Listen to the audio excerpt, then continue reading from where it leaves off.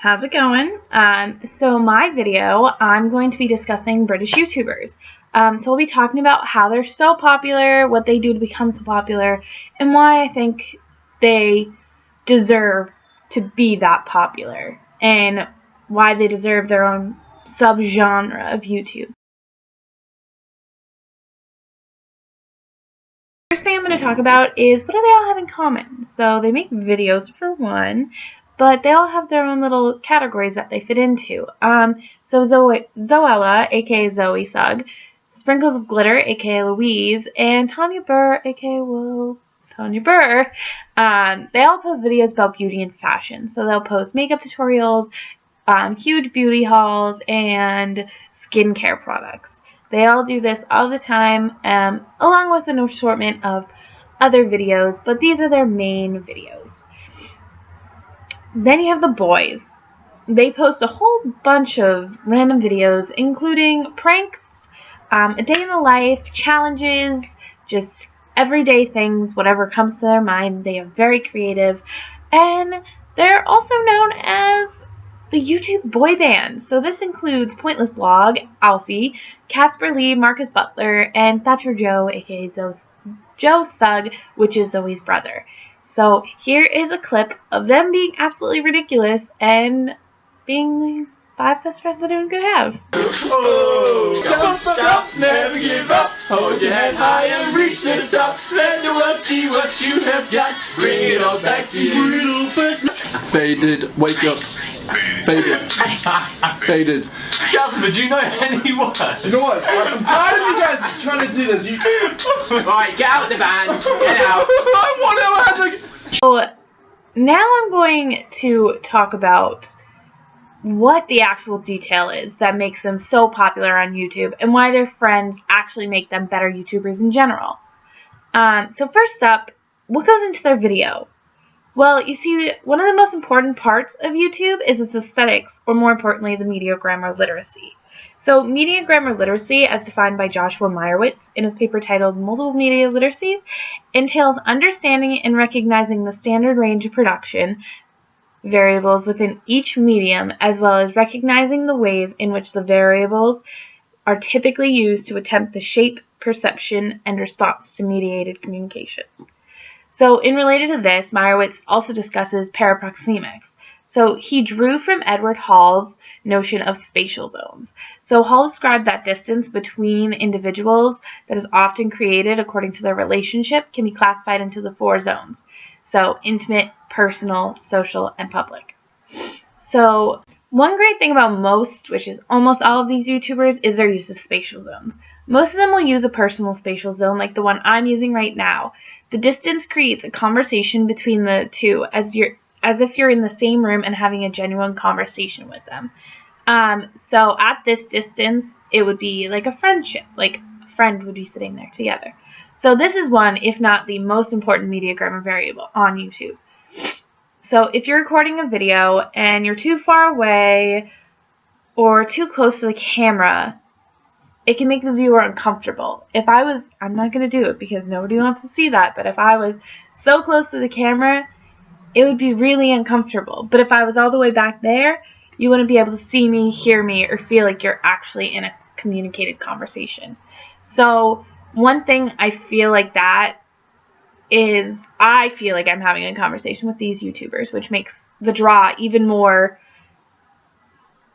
personal. So here is an example of Zoella as she sits at a distance that is perfect for a conversation with a high definition video quality and great audio. I hate my hair today, so I apologise if I am playing with it a lot. Oh, Alfie, will you grab me a hairpin? I've got it just in the right spot that I want to pin it. Thanks, I just used this big silver one that's really discreet. discreet. No one will be able to see it. So here's just another quick example of her brother Joe, aka Thatcher Joe, who is similarly using the same spatial zone as his sister. Today I woke up and went to my nan's house. We played the Harry Potter game and Nan won. I got beat by my own nan. And then at the bottom it says, back to school tomorrow. So lastly, here's a great example of another, a little closer spatial zone from Marcus Butler. So pay close attention to this video because I'm going to discuss more about the content rather than the grammar of this video in a moment. Alright, now Joe Sugg, Thatcher Joe, is pretty good at selfies. He has this kind of side smirk that also goes with a pout.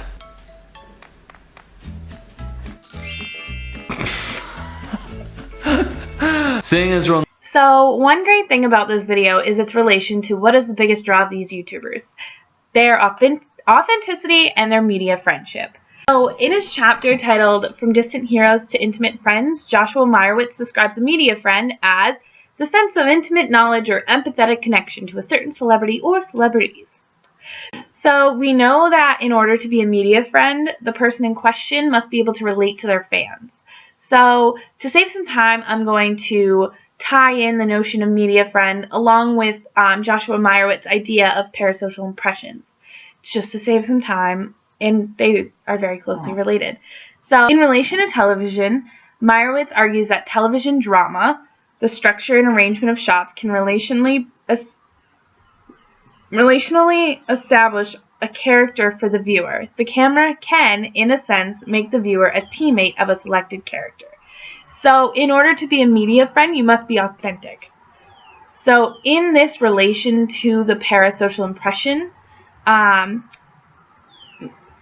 Meyerowitz also looked at Erving Goffman's social interaction in his research on impression management. So Goffman describes in his book, The Presentation of Self in Everyday Life, how people automatically want and need to know the information about others when entering a social situation. So Erving Goffman explains that people are constantly mobilizing their energies to create socially meaningful impressions. Goffman is also known for his work in how individuals' behavior is broken down and can be done in two categories. So there's the front stage and the back stage. So the front stage happens when the individual is in the presence of his audience and he plays out a relatively ideal conception of the social role. So, and then the backstage is the behavior in which is usually reserved for close friends or family. As I was saying, they need authenticity in order to be considered a media friend and in order to get a cult following. So here are two examples of these two YouTubers, Louise and Tanya Burr, showing their backstage to become a true media friend and allow their viewers to be a part of who they are and see that it's not all sunshine and rainbows, or it's always great and they want to involve their media friend. Aloha YouTuberinos, it's been a while, Crocodile. Since we last spoke, I got married. Ta-da! 2 rings, I'm a missus, and it was truly the best day of my life. It went very smoothly with the exception of a few hitches, and it was lovely. It was like a fairy tale, and I am also going to tell you a secret. I'm pregnant! Yay! Really don't want to cry on camera, so I'm going to try very hard to pull it together, and I just didn't want to not vlog today because, sorry, I feel like I've done really well to keep going with the September vlogs and I don't want to stop doing them, but I don't think I'm going to be able to vlog for the rest of the day. Sorry.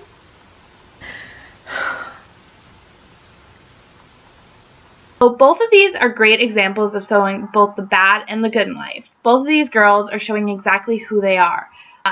So Meyerowitz wrote that we follow celebrities through various phases of their personal lives and public activities, and their life stages often become some of the key signposts we use to mark and recall the different periods of our own. So when I think of a media friend, I think of this particular quote, because in order to be a media friend, you have to be willing to share your backstage, and I think YouTubers have this whole opportunity to experience and show their viewers who they are and what they're about. And I think that's a huge draw to the platform because viewers of these YouTubers know more about them than they know about, like, say, a TV celebrity or a movie celebrity, because they show them more often than not what's going on. So this YouTuber in particular takes you through a special time, similar to what Louise said, but this example is Everyday Jim, aka Jim, and he announced his exciting news back in 2012 that affected this entire group of friends and a lot of people involved in their fandom. Okay, so we're currently in Central Park, and I climbed up on this rocky outcrop thing, so I saw other people there. And it doesn't look like much of a climb from there, but I didn't realise you can go around that way. So I came from down there, which is much more of a drop and much more dangerous, but that's what happens. I didn't realise you can go the other way, so people must have watched me going, what the hell is he doing? But anyway, check out the amazing view. Oh, this is just, I love New York so much. Look at that building. I don't even know what that building is, but it's big. This is so cool. I love Central Park. And don't tell anyone, I'm about to propose to Tanya, okay? So, we're engaged then. So, like Jim, a lot of the other YouTubers show you huge events, some more serious than others, but they're all willing to allow people to see the fun going on in their life and the exciting things. What's the point of this video if I didn't tell you how successful they actually are? Not only are they celebrities in the YouTube platform, they're celebrities in their own right. Almost all of them, I believe, either have a book or have a book coming out, maybe even have 2 books. Louise, Zoe, and Tanya all have beauty lines. Tanya Burr and Zoella's beauty lines. Other things like Zoe and Alfie are going to be turned into wax figures at Madame Tussauds in London. Zoella and Alfie at Madame Tussauds. It's crazy how that this group of friends who all met on YouTube or through other YouTubers are all so hugely successful now. They've seen each other at their highs and their lows, through it all. And here's a nice little example of Louise and Zoe at Zoe's huge beauty launch back in September. Listen to the way Louise talks to her and how emotional they get because they've been on this journey together for over 5 years. And it's crazy to think that 2 people who started so small on this platform have risen, and Zoe has over 8 million subscribers, and here she is at her beauty launch. It's a very sweet and tender moment, and take a look. So cool. Wait, didn't they have the terrace as well or something? Yeah, that's out there. Oh my goodness, I've never... I'm just human. Don't cry.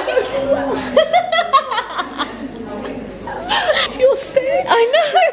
Have you seen all the rooms? Don't think you'll make me cry. All those years ago, and now we're at the launch. You're making me cry. We often share these moments. You're literally crying. Oh, I love you. Yeah, because I remember all the times when it all started and when we just sat in our rooms and stuff. I've just had my makeup done, damn it. You look beautiful. But so do you. Oh, God.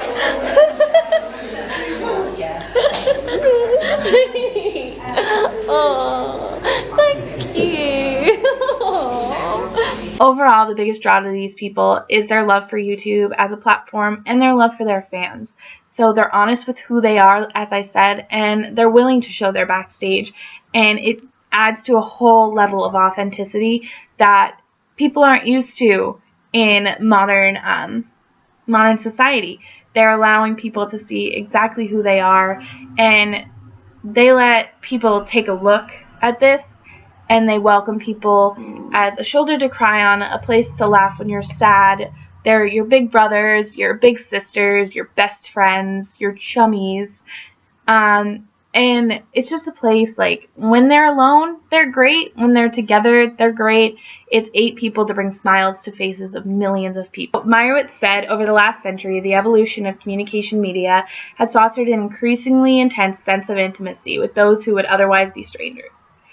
YouTube has turned this group of misfits who didn't feel like they could belong anywhere in the world of fame and fortune, and they have found their own little world.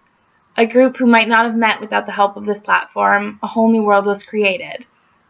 A world full of love and laughter and a lot of pranks.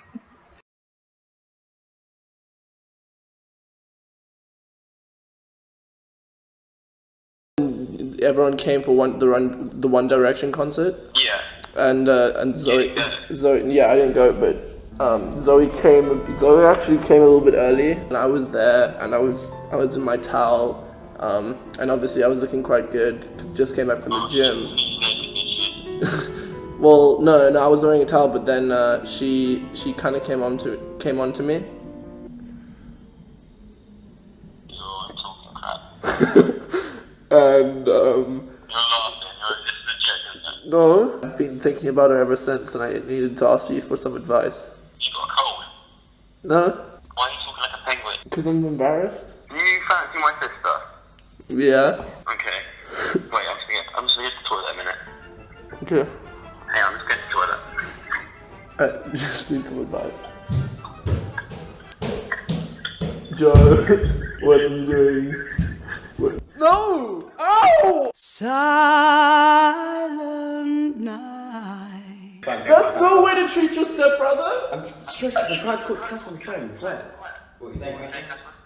You're an asshole.